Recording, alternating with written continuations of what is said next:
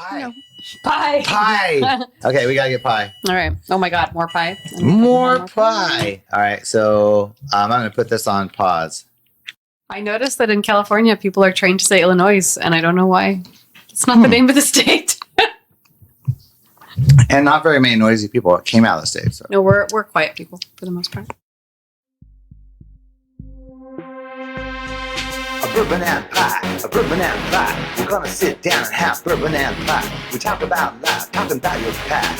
A bourbon and pie, we're gonna talk about that. Welcome to Bourbon and Pie, the podcast about effectiveness. This is where I sit down with an effective person and hear what makes them tick and how they're effective in what they do. While you listen to this podcast, be a sponge and wring out what you don't need and retain and try out the things that could help you become more effective.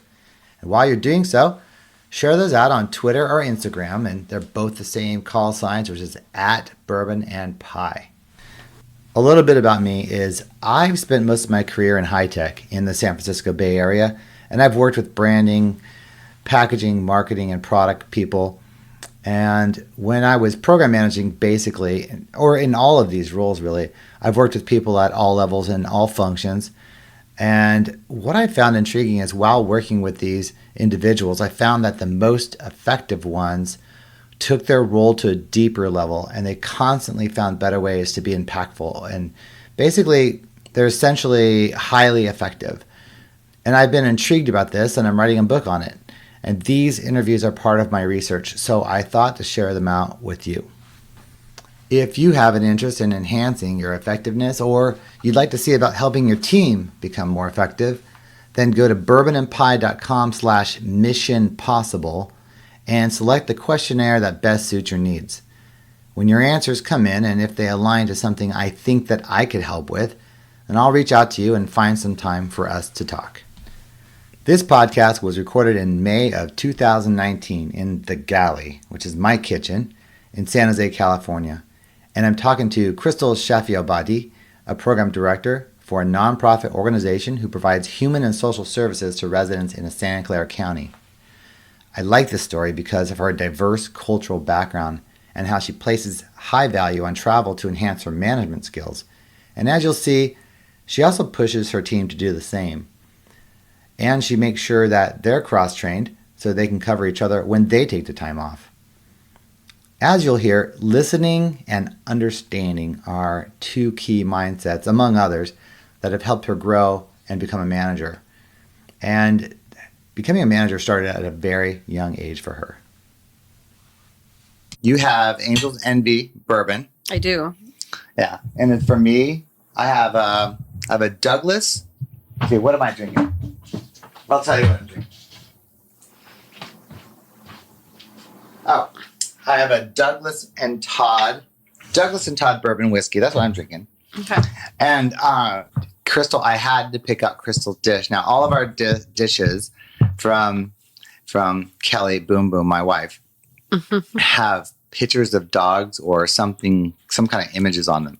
So I felt like it's appropriate to pick out the dish of a dog that best matched you. Mm-hmm. Similarly, it would be ideal to see if in some way the bourbon matched you and the pie matched you in some way or another. Like that's asking a lot. It is. So I'm trying to find a connection here, but I did find a connection with the plate because the plate is a Dalmatian, and I met you through a volunteer organization that we are part of with the Organization Development Network, and you in many ways saved us like the Dalmatian, like a dog who was representative of saving people, firehouse. Mm-hmm. So I thought the Dalmatian dog would be a perfect representation. So that's why I picked that plate for you. And you heard me say that before. I did, and I'm flattered. It's very thoughtful. Yeah, that's a good one. So what my plate was a squirrely little dog. A hound, I believe. Yeah. Because you go after something when you want to. Is that true? That's what I'm sticking with. The hounds, I think of like, they have like awful barks and they're annoying. And well, when they find what they want, they go after it. They let the world know. So I remember I tie that back to when we met and when I was looking for how to fully engage with that organization, with that professional volunteer organization, you were the person who really connected with me and came after me in a way that helped envelop me into the organization, because without that, I would have left quite early on. Well, thank you. It was obvious for me to see that you cared and you want to be a part of it. And it was easy in that regard. And so I think the organization got really lucky. And so it was good while it lasted, and, we're both no longer part of that, but it was a good partnership while we were both there. Definitely. Yeah, I think so too. Yeah. Yeah. And at the time we were both working some crazy hours. So it was a really hard balance, right? Like emails middle of the night. I don't know. It was a lot going on there, right? It was a lot to have a full-time job and be a full-time, so to speak, volunteer for an organization. I mean, really the hours are what you make of it. But I was certainly dedicated and wanted to both make a difference for the organization and for myself, make professional connections and see what I could learn from the many sages, really, who were a part of that organization. Mm-hmm.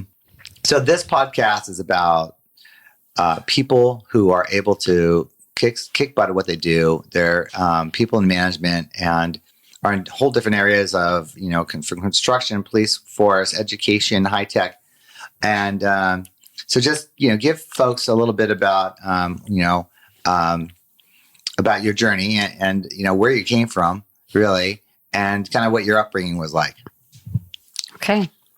So I grew up in rural Illinois, 50 miles south of Chicago, which is very different from 50 miles south of San Francisco. There's a lot of cornfields and forest in between where I grew up and the southernmost part of Chicago. And I'm the daughter of an immigrant and a farm girl. And we were raised to work hard and be honest. I got my undergraduate degree from University of Illinois at Urbana-Champaign. Go Illini. Necessary plug. And then I moved to Central America. I moved to Guatemala. No, that's on your own. I was on my own. Okay, that's after college, after high school. I graduated college. I got my undergraduate degree in communications and advertising. I didn't know that. My degree's in advertising. So advertising, it's such a long title on my actual undergraduate degree. It's from the School of Agricultural Communication and Environmental Sciences in the specific area of communications with an emphasis on advertising. So we just say communications advertising. Yeah, that's a long one. It's a long one. So before you went, when you went away and everything, I want to first ask, daughter of an immigrant. Mm-hmm. Okay, the immigrant from Iran, and okay, so definitely two different cultures there. Mm-hmm. Did you have that in your home? Did you have, did you speak Farsi? Did you, take on some of the cultural things from that side, and also your mom's? Yeah. Well, thank you for asking that. That's such an important piece of who I am. We mostly lived the quote unquote American life. Pie. Did you hear the pie? The pie is ready. Oh, all right. Hold that pie. The pie is coming out of the oven. So hold on just a second. That makes the show, right? Bourbon pie. We're really eating pie. We're on pause until the pie comes out. This is the second pie. So hold on. Pie number 2. Okay. So we're talking about your home and the cultures and, being exposed to two different cultures, probably the norm to you, but then what was it like in your home and, how was that? So we what I was saying is we lived, quote unquote, the American life more than anything. We spoke some Farsi, but very minimal. My parents did not want us to speak Farsi outside the home because of the difficulties they'd been through after the revolution, which for the U.S. was 79 to, I think, 80, 81. my dad faced a lot of discrimination. And did your mom meet him there? Before that, no, they met in the U.S. Okay. And he was a student, university student when they met, and they lived here for a couple of years when he finished his degree, and they got married and had their first and second child, moved to Iran for a bit, and then the revolution started, so they moved back to the U.S. And eventually landed in Illinois, where I grew up, somewhat close to my mom's family. So we spoke some Farsi in the house, and I did get to meet two of my aunts and uncles and my grandparents from Iran when I was very young.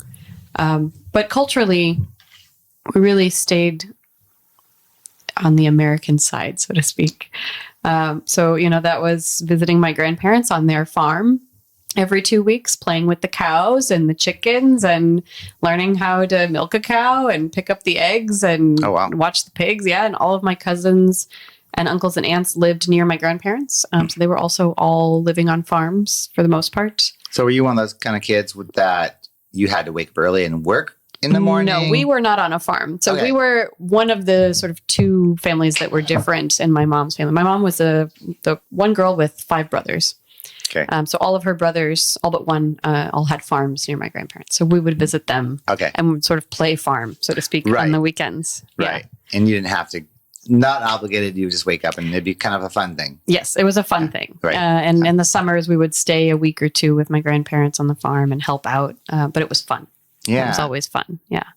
Yeah. And that experience, I think now they're starting, like the magnet schools are doing stuff like that. But like did that have any influence on you at that moment? Like, or is it just something like, it's a good memory, or did you think at one point, like, I don't want to do this kind of work, or is this something that I really like the whole idea of it, farming, whatever. That's interesting. I remember as a little girl, there were 3 cousins of mine who were near my age, who every time I visited, we would just be getting into playing in the evening, and their parents would say, okay, we have to go because everybody has to get up early and do chores. And I never understood what chores was. It took me many years before I finally understood that chores was getting up super early, maybe before the sun, as the sun rose, to feed the pigs and do all the farm chores that they had. Yeah. And it was so hard for me to understand that. And it was not something I wanted for myself. I love animals and I loved being around it. And kind of the beauty of like the dirt in your hands. But not something that I wanted. My own dad, worked in an office. He's a food scientist. So working with people and with his hands, but in a very different manner. And I also saw how much of a struggle it was for my uncles and aunts and their families economically. Right. They were such hard workers, but they didn't necessarily have easy lives. Pay for college, that was always a conversation, or even to get cars. Wow. So I could see on our side, myself, my siblings, we benefited a lot from what my dad did. And my mom did not work. She started working when I went to kindergarten, but just sort of whatever she could find in the school. Yeah. And so, fast forward it to where, I just want to get a little idea of what that was like. Yep. You said you moved out of the country after college. And then what was the thinking behind that? Was it just, I want anywhere but here? Or is it just like you were drawn for particular reasons? You read a book about the country and you felt like this is where you want to be. What was it? Well, so the original impetus behind me going international was I had been taking Spanish throughout high school, and I wanted to become fluent in Spanish. I wanted to experience life outside the U.S. I had read, and there were many studies around, to begin your career, it was going to be a lot easier to exit the country and re-enter with international experience so that you could climb the ladder much more quickly. And side note, that's true in my case, for sure. And then on top of that, I really wanted to travel. I wanted to see something else besides the U.S. I had been outside the U.S. very briefly in my adolescent years. Tijuana for the weekend. No. Canada, because you're right Canada, there. because I was in Illinois. Right. And I did a 2-week stint with high school to Ireland, Wales, England, Scotland. Oh, wow. Which was very cool. Yeah. But yeah, I wanted all of those things. And it came about because I learned of an organization that helps place interested individuals into employment as well as a host family. And I was actually aiming for Argentina. And for whatever reason, the organization I had found tried to send me to India. So after several months of that, I parted ways with them. And just by sheer luck, I met someone through my sister who was going to Guatemala because her family's from there. And she invited me to go if I wanted. And her family had some stores and I could help them for 6 months. And I said, yeah. And I bought a one-way ticket. Wow. And that's how it happened in the end. There was no plan to go to Guatemala. I didn't even really remember where Guatemala was. And also no plan of when you're going to come back. No, I mean, the idea was 6 months to a year. Okay. But I didn't exactly know when I was coming back. Yeah. Wow. Yeah. That's a big move, right? It was girl a very, from the Midwest, right? Very big move. Yeah, absolutely. Family was supportive or not, or they were scared. Yeah. They didn't know. They knew less about Guatemala than I did. Well, both parents are kind of equally scared. It was more of a concern or just... They were both equally scared about it. They also, I mean, my dad has always been my backbone, I would say. So when he knew that this was happening, he started giving me resources instead of fighting it. Yeah. Like a gun, Ship, yeah. No, he gave me, blackjack. Blackjack's okay. You could carry that on a plane. He gave me resources like check this website, right, for what vaccinations you need before you go, and so on and so forth. Oh, that's good. More practical things. Yeah. Yeah. That's good. Yeah. So this is like leading into kind of where you are, your thought process, and how you are where you are now, and what's your philosophy really, right? Mm-hmm. And so I don't want to wash that over of all the things you've experienced, because I consider you more of a world traveler. I know you haven't been around the actual world, but for the most part, you covered a lot of countries. Like how many so far? I have not counted countries. I have been to all the continents except for Antarctica. Wow. Yeah. Yeah. And I, when we first started talking, I consider myself pretty decent with travel, but definitely you are. And at a young age, and it seems like you've got an adventure bone going on, something that really drives you there. Yeah. And so does that play into kind of what you do now in some ways, or at least play into like an overall belief that you've developed from all this travel and your learnings and stuff like that? And I just want to get an idea of what, how much that's a part of you. And I feel like it's still a part of you. Like it's still something you want to do, right? It is, absolutely. I'm always counting down to my next trip. 71 days to the Dominican Republic. Love it.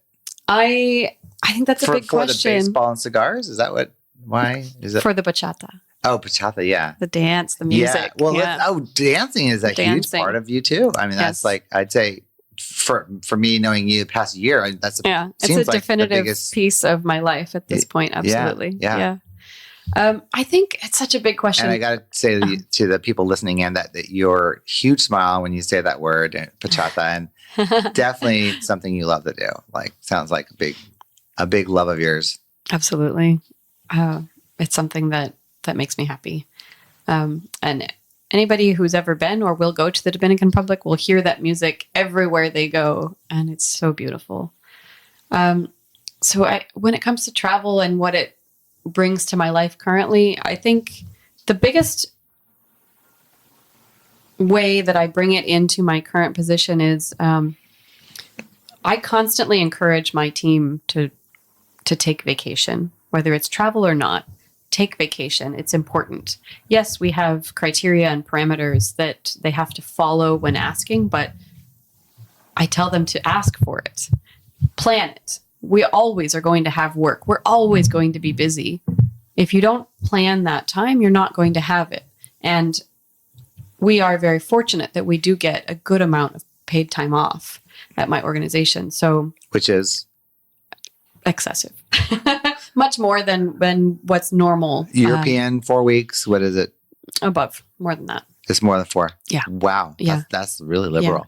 Yeah, it is. I mean, it takes time to get up to that. Oh, okay. So it's something that earned like you every start, year. Oh gosh, it's been a few years. I've been there almost 8 years now. I believe you start with 2 weeks, which is still more than most places. Yeah. And we get all the school holidays off. Right? We get President's Day, Martin Luther King Jr. Day, and so on. Yeah, it's beautiful. We're very fortunate. Yeah. So I encourage them to plan ahead, plan their time off, take it, because regardless, we are all going to pull together while they're away to make sure it happens.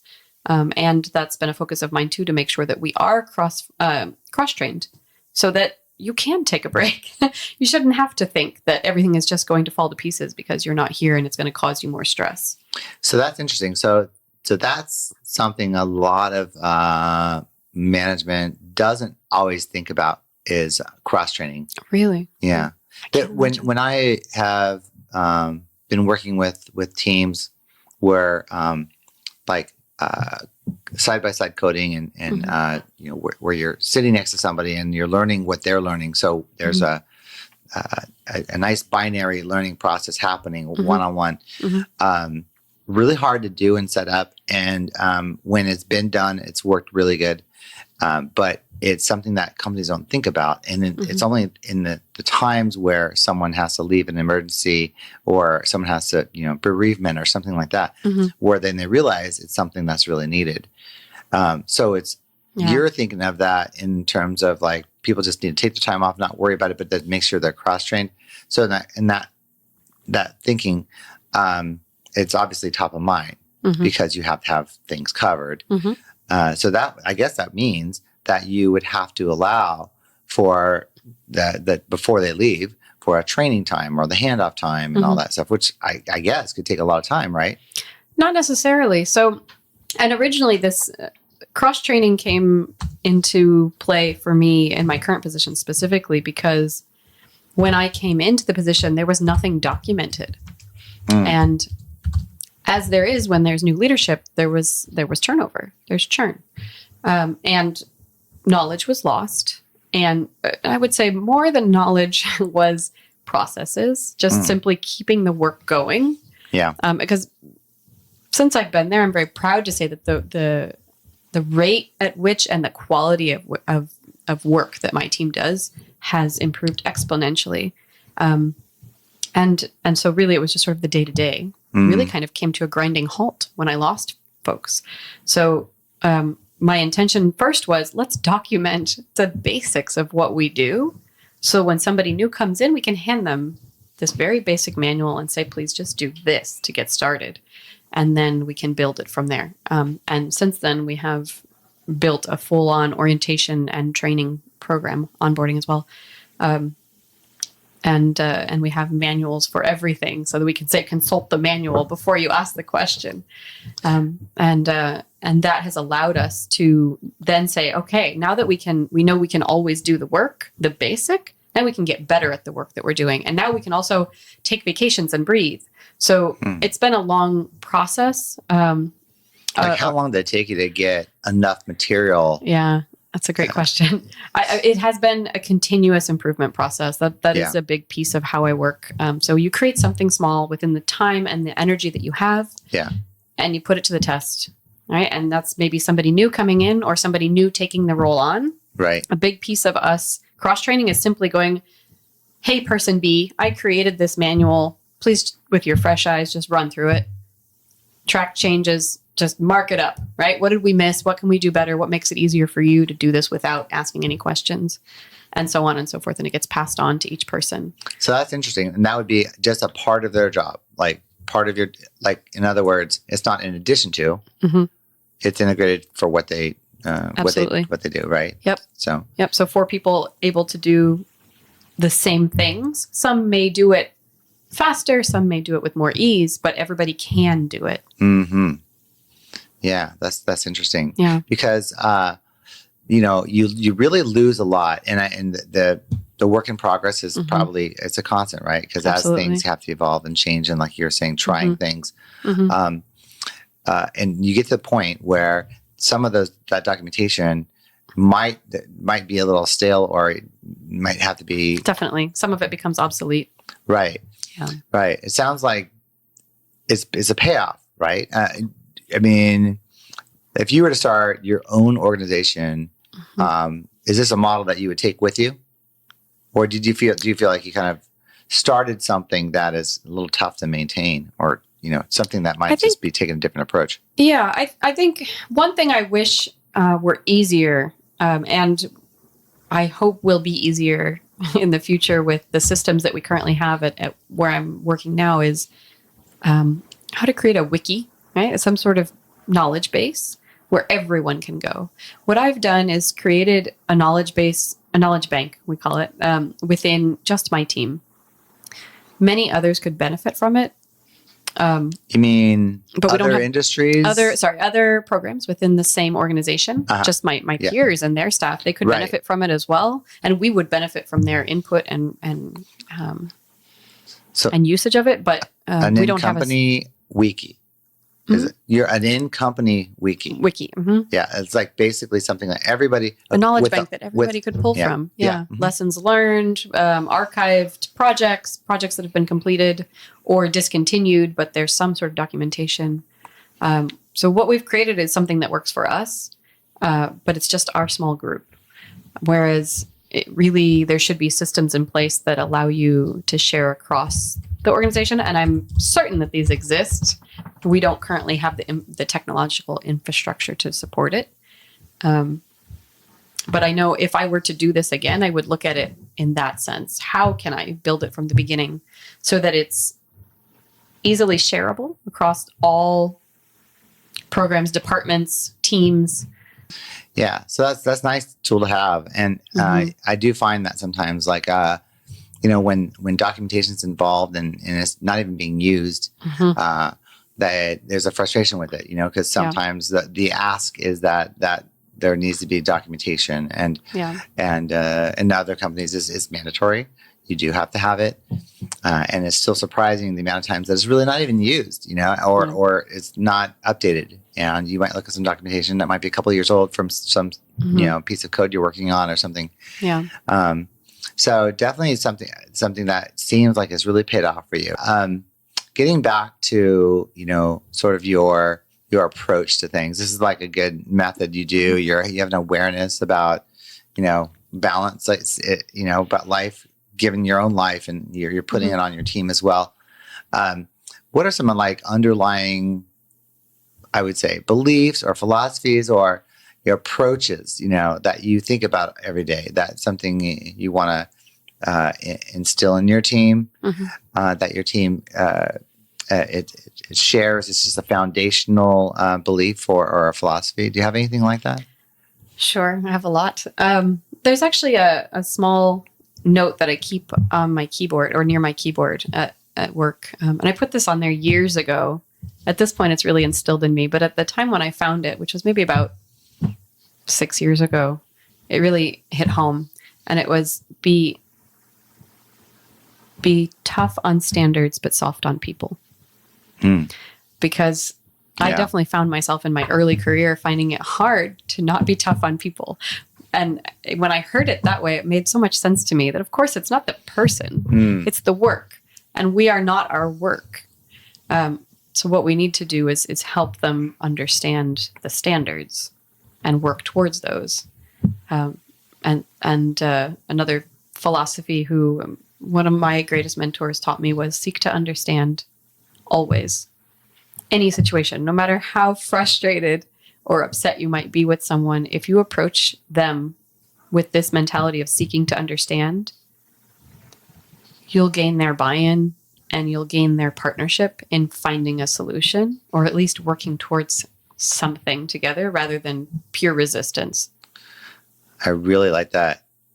Yeah. And for those people who are familiar with some cultures, it's usually those who speak the first and loudest. And when even they're hearing a point of view, to not really try to understand, but to label and criticize and stop what would be understanding, but not knowing that they're doing it. It's like, yeah, we try, that doesn't work. But that's a really nice approach, right? Because if you're constantly in the mindset of trying to understand, then you don't start, the judging stops, right? You have to, you ask the questions. You allow yourself to forget what you know as well. That's it. Yeah. Because what I know is different than what the receptionist knows. What she knows to be true is her truth. And so it's important for me to be able to speak with her and get her input. It's just as valid, if not more valid. Wow. That's depending great. on what the topic is. Really, right? That's really powerful. So that's really helped you, I guess. That has driven, I would say, 90% of what I've done in my work and how I've built anything, systems and processes and teams where I currently work. Now, of those values that you've either instilled or just practice, do you have any that have helped your team to enable them to be effective, or even empowered, I guess? And what this whole podcast is about is being human. And so, is there anything that your team is practicing or good at, or do you feel like their effectiveness is there given some of these traits that you have been practicing? I'm extremely proud of the team that I have. And we've been together for quite a few years now. So the youngest, so to speak, on the team, up until I have a new person on the team now. So up until she came on in October, the youngest was at 4 years with me. And the next two were 4.5 and almost 5. So we've been together for quite a bit of time, learning and developing. And why don't you just go ahead and say what it is that you do? So I Sure. should have started off with that, but yeah. Sure. So I'm a program director for a nonprofit organization, and we provide human and social services to residents of our county. My team specifically is what we call the gateway into the organization. We receive phone calls from individuals seeking assistance, and we either help them immediately understand the services that our organization provides, or at the same time, we also allow them to understand the network of services available throughout the entire county. In addition to that, because it's a nonprofit and we wear many, many hats, we oversee all marketing for the entire organization. We are a large nonprofit. We have 3 offices and over 100 employees. The workload is heavy, and I can definitely say that we're effective in that. I mentioned earlier when I came into this position, it was sort of baseline. The team was answering the phones and folding brochures. Literally just folding brochures. I would expect to do that at a nonprofit. I wouldn't. That's probably why you're in and I'm not. So now my team runs up to 80 projects in a year. And yes, we still take the phone calls, and we are better at the way we manage the phone calls. We have a quality assurance program where we call monitor one another rather than just me as the supervisor doing it. And we built that ourselves. I sort of just gave the direction and asked someone to lead it and coach as we build it. But it is about giving peer feedback and receiving peer feedback, which is maybe the harder of the two. Yeah. And making sure that we're all aligned around the same goals, the same tone that we're using, the same words that we're using, and so on. And when it comes to the marketing projects, where I mentioned we run about 80 a year, and now we're much more agile. We're able to run one project that maybe used to take 4 months in 2 months now. And we're able to just move so much more quickly.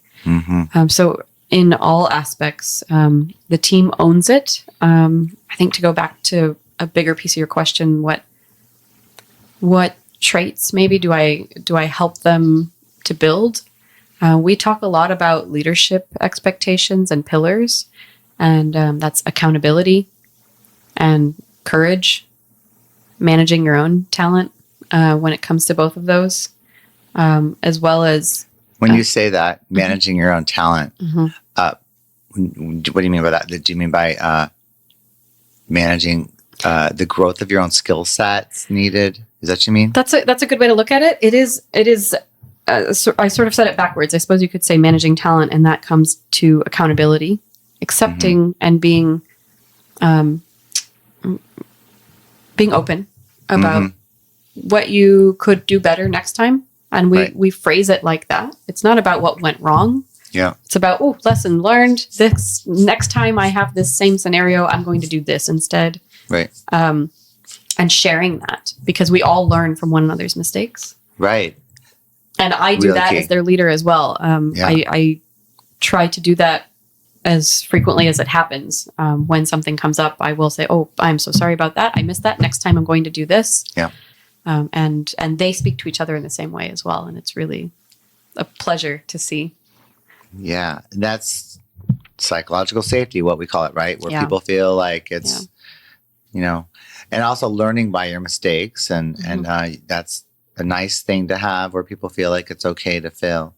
But I really like that. I do, I want to mention that. I do want to probably pull you in a later time to talk about that sort of thing. It's so important. It really is the foundation for getting any work done. It's okay to fail. And how do you share what you learned? Yeah. And not be afraid of sharing it. So when you talk about like effectiveness, and I told you, what I think it is. So is it measured, or is it like something where you already told me that, your productivity is decreased by in half. You've cut the time in half it takes to get projects done and or programs done. So that's obviously a measurement, I guess. Right. But is there something that you guys use to look at it, or do a retrospective of some sort, where you guys are kind of measuring things? We do. A retrospective or after action review or a debrief. That's all built into every single project that we run.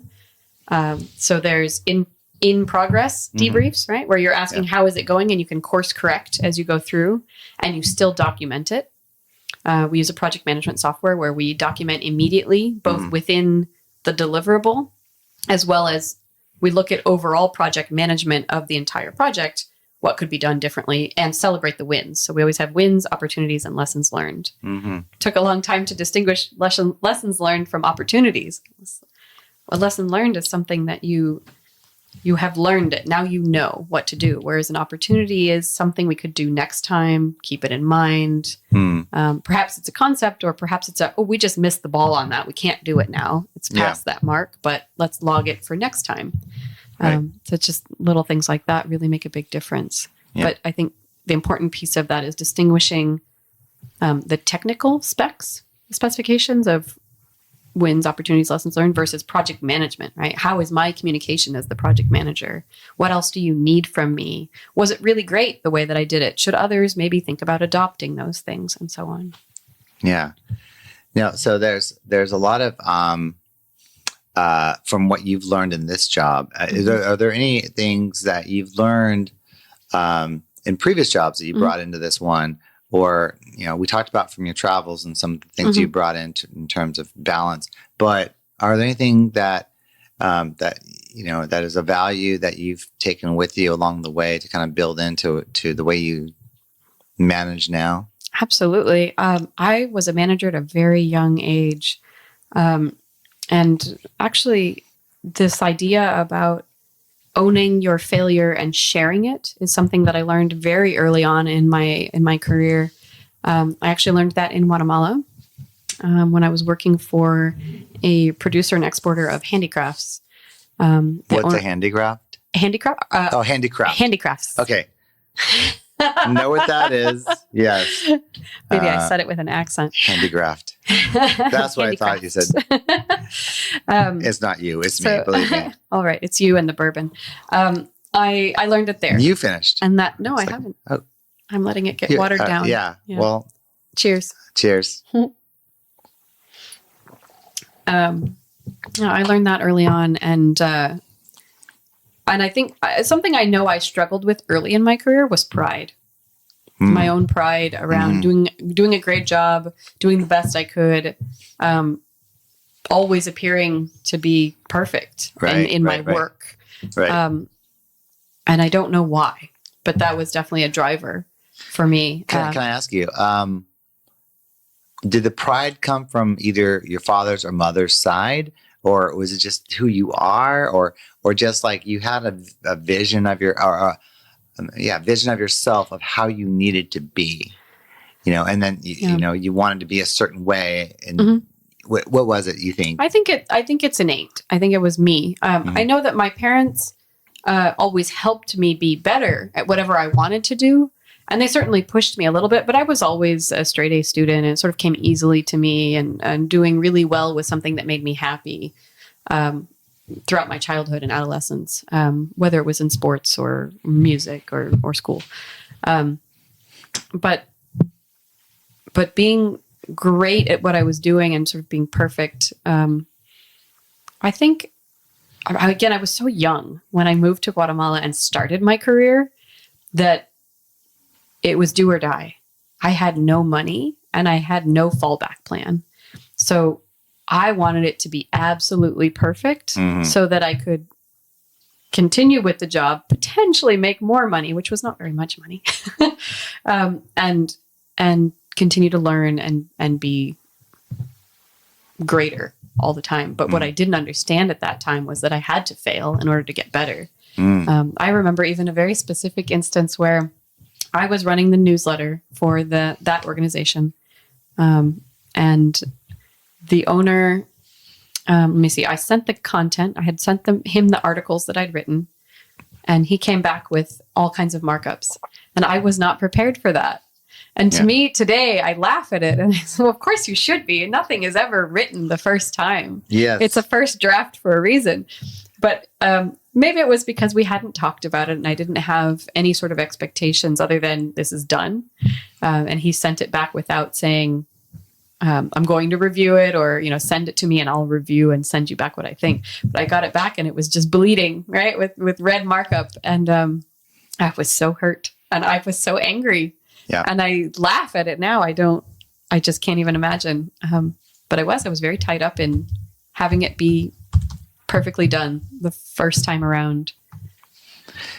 Yeah.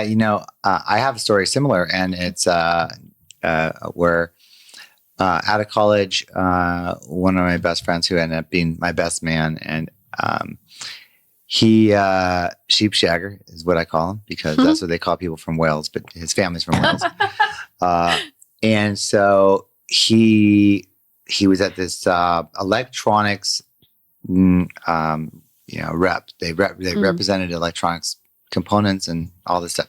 And he goes into a job, and this engineer shows him a large blueprint of all of the parts they needed. And this is the E3827, and he's like looking at it, and the guy's going through all this stuff and harnesses and electrodes and all this. And he says, hey, do you mind if I just take that with me? And, oh yeah, sure. So he takes the whole schematic with him, blueprint schematic of all these electronics, and he brings it to another back to his own company. And he says, hey guys, I need help. I don't know what I'm doing. And now, of course we always need to ask for help, but I was not there. I heard that story and I'm like, I would have never, ever done that. My ego is just so big. I was just like, no, I'm going to figure it out. I could do it. I wouldn't have ever done that. And he went on to become very successful. And so much to be said about humility and just asking for help. And I just went to Wisdom 2.0, and that was a lot. There's a lot of messages around that. It's just ask. Yes. And there's a lot of sharing, and a lot of people giving their time to listen and to be heard. And there's a lot of signs around us that to point to that. And so it's taking me that long to figure it out, right? Not until last weekend, but it took me a long time, and it really is. It's a good lesson, but and I can't tell you, what it was that really helped change me. And I can't think of anything significant. But when it happened for you, was it an immediate lesson? So when you had some of these failures happen, was it like immediately you learned and changed, or is it through years, or what? How long did it take you? Yeah, that's a great question. I think it wasn't years, but it definitely was not immediate either. So your ego's getting away. You're saying, I wasn't slow to learn, Chris. Yeah, my ego was definitely in the way at that time. So I started working with that company when I was 23. When I was 26, I became general manager, just to give you an idea. So I was there for 3 years and a few months. And somewhere along the way, one of my very best friends in Guatemala she was a little older than me and had also become a general manager of a local, very large travel agency / Spanish speaking school. And a lot of tourists came to that area of Guatemala and learned the language. And she and I were talking about me taking on this new role and sort of what my first steps would be. And I asked her, what were your first steps when you became general manager? And she said, well, I hadn't expected it. So I literally sat down with my team and I said, right, what are we going to do? And we had a good laugh at that. And I really couldn't believe at that moment in my life. I remember thinking, she's not serious. But she was serious. She was absolutely serious. Those are literally the words she said. And she gained a lot from it. She gained trust from these people who used to be her peers, but were now her direct reports. And she gained sort of this awareness of what the reality was and bringing them into the reality that she may have this new role, but she hasn't changed. Right? And I can't say I did it in the same way, but I took that to heart, and I actually always come back to that when I'm taking on something new. Who do I need to talk to and ask, what do I do? Right. And what can I do to prep myself for it? Now I know better around what are my resources first, but then you can always ask, what do I do? Here's what I think I see. What am I missing? Or what else do you think I should consider? Right. So it's evolved, of course, over the years, but I think that it happened for me fairly quickly. So maybe within a year or so, where I really understood it can't be about pride. Yeah. Yeah. This is really coincidental, and, all things happen for a reason. That same message of I don't know, or I need help, or whatever, has been resonating and coming up continuously for me. And from others to me and with me in discussion for the past 4 days. And part of it is the conference. And then before that, probably it's been going on for about 5 days for me. Every single day, that message. And things happen for a reason. So I'm supposed to learn something here, probably. Or if I don't, then shame on me. But the story that comes to mind on that is when I first got involved with OD about 5 years ago. Organization development. I went to my first event, and I was talking to somebody, and I said, "Yeah, it's my first event." And a gentleman said, "Hey, so you don't know who is speaking?" I said, "No." And he said, "This is Ed Schein, Ed Schein, the father of organization development." Yeah. And I said, "Oh, yeah, okay, all right, that's good." And I see him over Cool, there, man. sitting over there, and he said, no. He's like the Rolling Stones of OD, Yep. And I go, all right. And I went over and talked to him, and he's a really nice guy. And, as you and I had been putting on these events, I came to know him. And I had my fangirl moment. You did. I did. You did. He's a great guy, right? So, And so he actually signed a book that I bought. He said, to Chris, from the Mick Jagger of OD, says him, Ed Schein. So funny guy. Fantastic. But the thing I learned from him that was in his book, Humble Consulting, and his many books. Book. Yeah. He and from a speaking engagement, he basically says, when he's in a gig or, in a situation where he's just starting out with the client, the words I don't know is what he uses. The first words he says when he's asked, as being this guy who's supposed to be the guy. his answer is, what do you do? What do you think? What do you think? Mm-hmm. And he says, I don't know. Mm-hmm. And I just, it was such a simple thing. And I really loved that, and he himself lives by his book. I mean, he is truly a humble person, right? Yeah. And you've met him. I met him briefly, yes. Yeah. Yeah. And, in his talks, Mm-hmm. that's just who he is. Yeah. And there's so much about that. And we talked about the humility and just saying, setting aside the ego. And so much more gets done with that, right? Absolutely. Similarly, I'm writing a book, and I went to Northern California Speakers Association, and they well, what do you do? What are you writing? Who are you? And I go, I don't know what I'm doing, but I'm starting a book, and I don't know how to get published, all this, and as soon as I said that, people are so willing to talk to you. I got a billion opinions from at all levels, and it's because of that, and so it opens doors, and I really truly believe that everybody wants to help, and that tells you right there, if you start coming from the position of I know. I love that. And actually, I'm really glad you brought up humble inquiry. I read that maybe in the last 6 years of my life or something. So that was after I started my current position, where I had already heard seek to understand from my boss.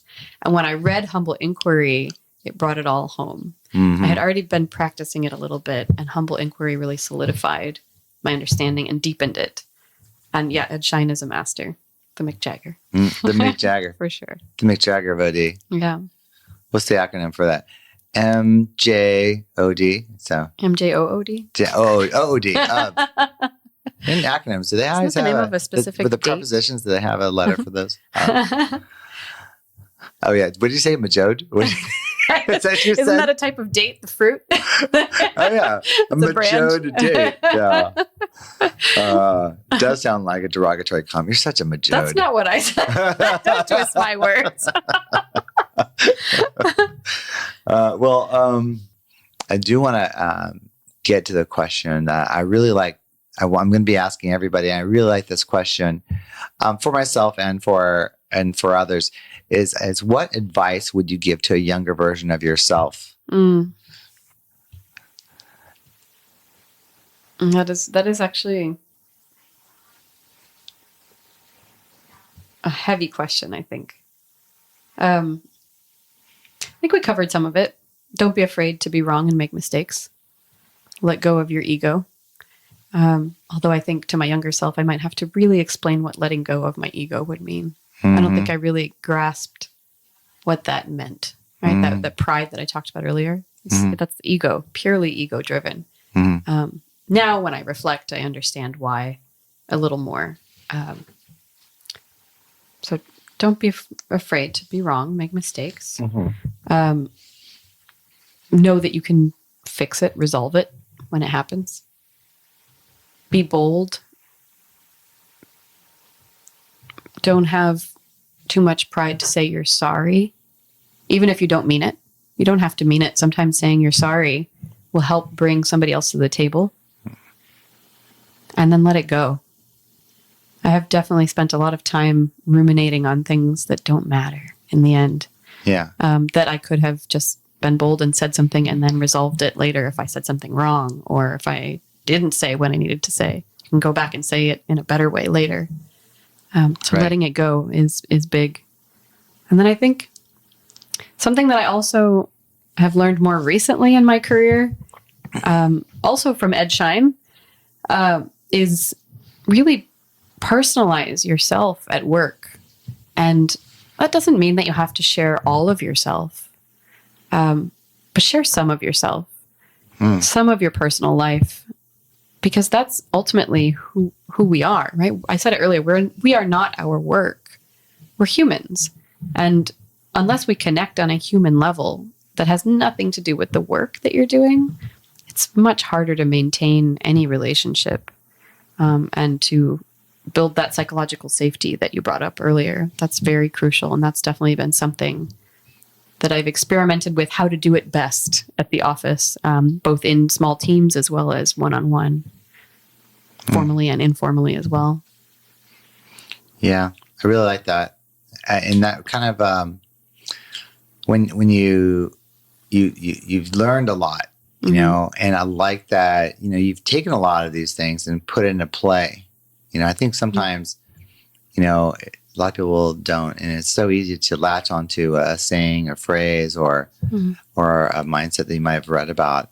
Of course, the best lessons are the ones that we learn through failure and things like that.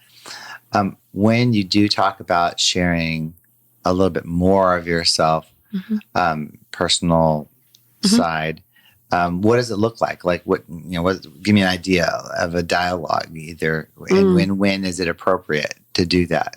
Yeah. That's a great question. I think it's so specific to every organization's setup, both their physical infrastructure as well as the cultural infrastructure in the company. But everybody has a water cooler. Right? Everybody has a place where you go to get water or coffee or tea. And that's generally a great place to talk with someone more than just how's it going. Being very specific about a thing. Hey, that's a great jacket. Where'd you get it? Is different than I like your jacket. It opens up different conversation. Yeah. When I travel and I come back, I try to share a few highlights with several, not just my team, but others as well. Maybe somebody who asked me about it. Anybody who asked me about my trip, actually, they usually get a link to see some photos. And that helps build a little bit. If they want to ask me follow-up questions, then they will. And that opens up that door for me. Definitely one-on-one. When it's a formal one-on-one meeting between myself and my direct reports, I always start off with personal. How are you feeling? How's it going? How's the family? If I know about their pets, how's their pet doing? Pets are family too. Yeah. Yeah, sure. Anything personal that I know about them that we may have talked about recently, especially if it was some sort of challenge they were going through, I check in. I don't always wait for that formal one-on-one. I generally try to check in quickly so they know that I care. It's not just I know a thing. That's right. Very important. And when you're not able to be coincidentally meeting somebody at the water cooler, is there something you also instill in like your meetings or first thing Monday or some other time than that? So it does happen? Sure. Yeah, absolutely. So we've gotten away from it at this point, but for about 2 years, we were doing something called For the Good of the Group. At the beginning of every weekly project meeting, we started off with For the Good of the Group, and it was rotational in nature, and somebody would bring something that they learned and that they wanted to share with the group. And it could be immediately applicable to work or not. Mostly it was applicable. And then we sort of naturally transitioned from bringing something to saying something. How was your weekend? And talking a little bit about whatever it was everyone did and making connections. So we found connections on who likes to hike and who likes to do this or that. Yeah. So very organic. And we're such a small group that we didn't need something more organized where you sort of, say who hiked this weekend and give high fives or whatever. There's only 5 of us. Yeah. But so along those lines, I have some ideas in the future that I want to implement as well that will help us continue to come together. But as it stands now, we're a very tight group and we haven't changed. So we know each other and we constantly check in. The check-ins are always great. You have a trait of Project Aristotle, which is Google's most effective teams, where the commonality was at the beginning of every meeting of the most effective teams, they had very informal conversation. And talked about their weekend, did all that. So there's a lot to be said about that. And that was directly correlated with psychological safety. And having any form of... I think it's, there's something I want to add to this that has been crucial for developing each of my team members. And I think another reason why I brought that up is also what you were saying about when a team has been together so long and things are going so well, what's next? And we're nearly there. I actually see it already, but they don't quite yet. I know that if I were gone for 3 to 6 months, they would be fine. They could absolutely run the show without me because they know it. They completely understand it. We've had one team member out on maternity leave for 4 months, and she's been one of the stronger team members. And it's actually been really positive, so that others who may have been in her shadow have now stepped up and really surprised themselves at how good they are and how many leadership qualities they have as well. And so I see it happening. I think soon they will see it as well. Yeah. I'm sort of shining the light, so to speak, on what they already know. I've been telling them more and more. You already know how to run the show. What do you think? When they come to me with, what would you like me to do? What do you think we should do? That's always, it's that OD mirror that you hold back to someone. Well, what do you think? Where would you go with that? So one of my philosophies is having them own it through proposal and recommendation. Don't come to me with, what do you want? What do you think? Come to me with your proposal and your recommendation. And you're going to back that up with evidence or data or feelings, if it's just feelings around colors or whatever, right? Mm-hmm. Depending on what the item is. But the work itself will continue to grow, and they'll be able to handle it with more ease. And that is something that I'm actually sure that they're ready for it. Mm-hmm. It's exciting for me to say that. Yeah. Yeah. Well, that's a good way to end it, right? So, you've figured out how to get things done and how to create teams and how to build on something. And it sounds like it's like a model that is proliferating within itself. Like, they're kind of attributing to their own growth. And like you said, you could be gone for a long period of time and they could run itself. And that's what any manager, I think, would want. As a lot of pressure is being put on a lot of management these days to do everything. There's that goal, right, where they might need a little break from having always have the answers to everybody's questions. Right. So it sounds like you've reached a good point. To plan my 6-month trip. Yes. Yes. Yeah. All right. Well, I want to thank you. And we have to have a piece of pumpkin pie. We will have a piece of pumpkin pie. Yeah. Thank you for bringing that. Yeah. The pie was homemade by a lady named Sarah. Last name Lee? Yeah. Oh, you know her. I've heard of her. Yeah. She's been in the neighborhood my for a while. My cousin's grandma. Yeah.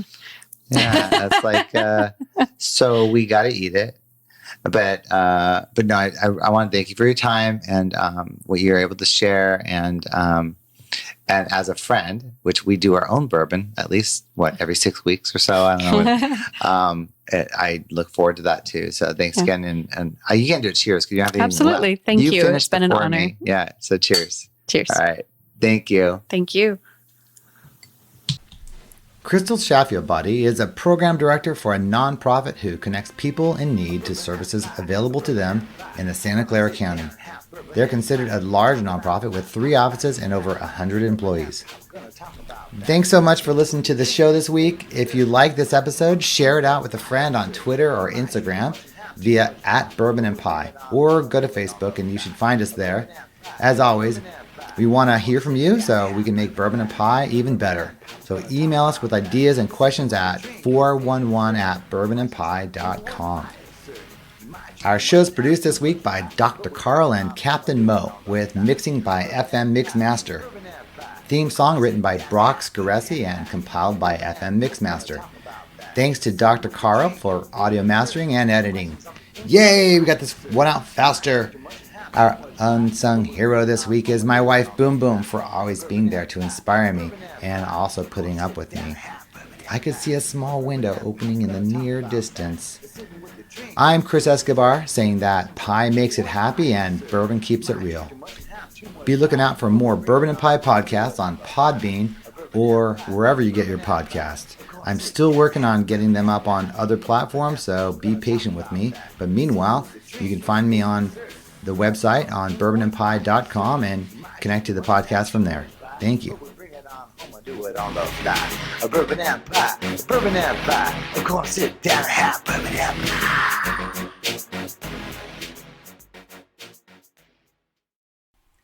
This is a Boom Boom production. It is, isn't it? Yeah. World eating champ out of the Midwest? Out of Yeah, Southern something Illinois? like that. Southern. I'm not from Southern Illinois. Oh, what part of Illinois is it? First, it's Illinois. Hmm. Thank you very much. And it's 50 miles south of Chicago. So You mean I'm not supposed to say Arkansas? Have I been saying it wrong all these years?